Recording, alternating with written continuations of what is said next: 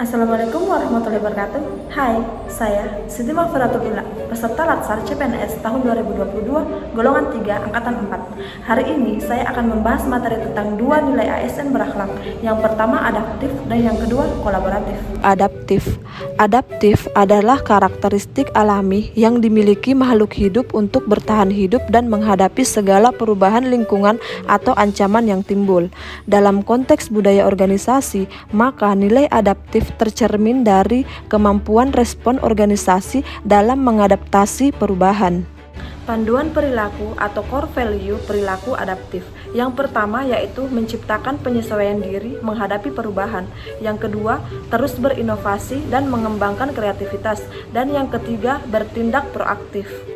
Di sektor publik, budaya adaptif dalam pemerintah dapat diaplikasikan dengan tujuan untuk memastikan serta meningkatkan kinerja pelayanan publik. Adapun ciri-ciri penerapan budaya adaptif dalam lembaga pemerintahan antara lain, yang pertama, dapat mengantisipasi dan beradaptasi dengan perubahan lingkungan. Yang kedua, mendorong jiwa kewirausahaan.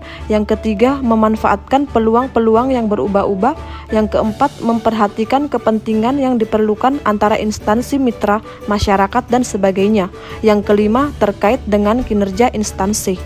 Yang kedua yaitu kolaboratif. Sebelumnya, kolaborasi atau kolaboratif adalah bentuk kerjasama, interaksi, kompromi beberapa elemen yang terkait, baik individu, lembaga, dan atau pihak yang terlibat secara langsung dan tidak langsung yang menerima akibat dan manfaat. Dari kolaborasi inilah muncul collaborative governance yang merupakan sebuah pendekatan pengambilan keputusan, tata kelola kolaboratif, serangkaian aktivitas bersama di mana mitra saling menghasilkan tujuan dan strategi dan berbagai tanggung jawab dan sumber daya. Adapun kata kunci dari kolaboratif adalah kesediaan kerjasama yang sinergi untuk hasil yang lebih baik. Kemudian, kode etik atau panduan perilaku kolaboratif ada 3.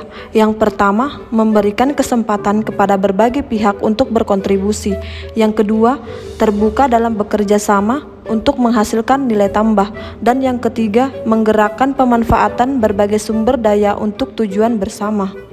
3 tahapan yang dapat dilakukan dalam melakukan asesmen terhadap tata kelola kolaborasi menurut Ratner yaitu yang pertama, mengidentifikasi permasalahan dan peluang, yang kedua, merencanakan aksi kolaborasi, dan yang ketiga, mendiskusikan strategi untuk mempengaruhi. Selanjutnya yaitu tujuan dari Whole of Government atau WOG.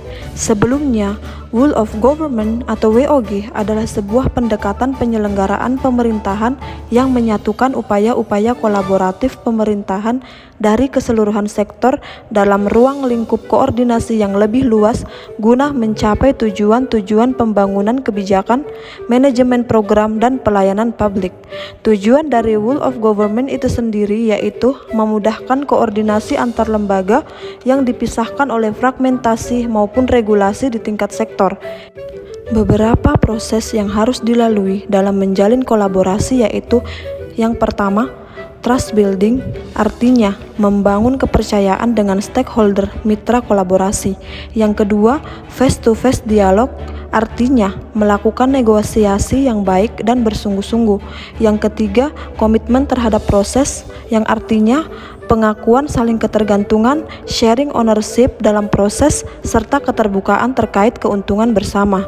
Yang keempat, pemahaman bersama, artinya berkaitan dengan kejelasan misi, definisi bersama terkait permasalahan, serta mengidentifikasi nilai bersama.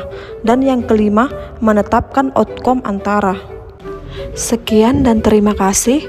Wassalamualaikum warahmatullahi wabarakatuh.